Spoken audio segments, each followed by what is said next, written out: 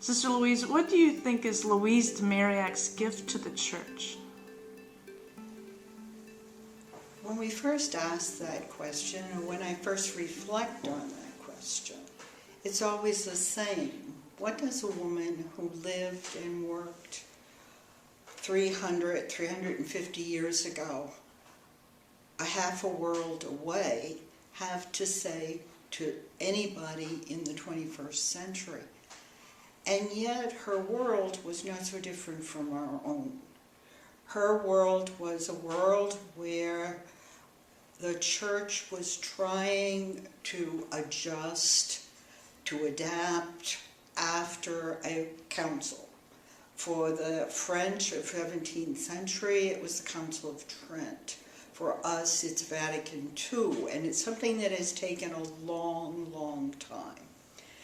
Then it was also an era in which the gap between the rich and the poor was getting wider and wider.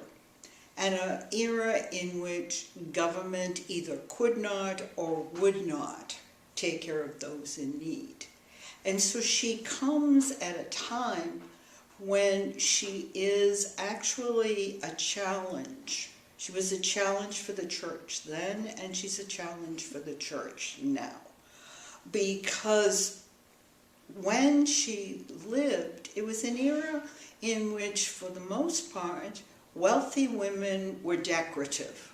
They weren't expected to think, much less to act, and poor women had very little in terms of rights or privileges. They did the things that other people didn't want to do.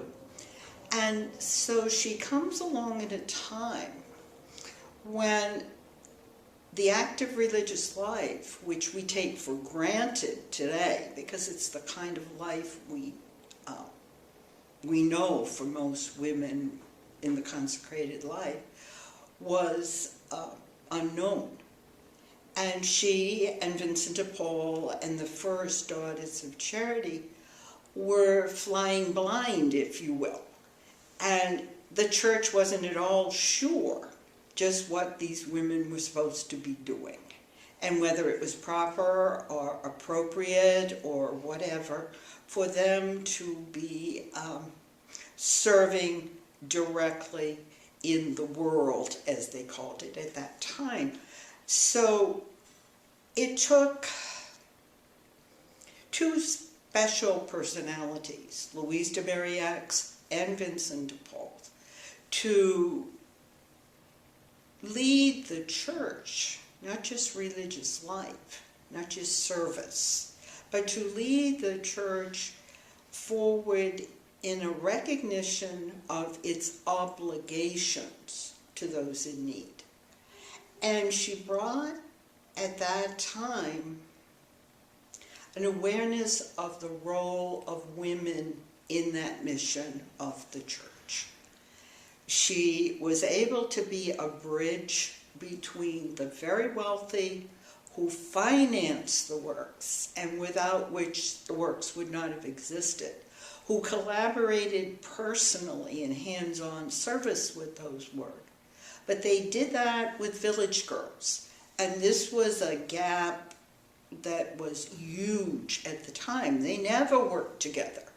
They were the wealthy and the domestics, and she was able to bring those two worlds together because she was from the de Marillac family, she was from a noble family, and yet she was also able and comfortable, as Vincent de Paul was, with the very poor and the peasant girls with whom she not only worked, but lived and formed.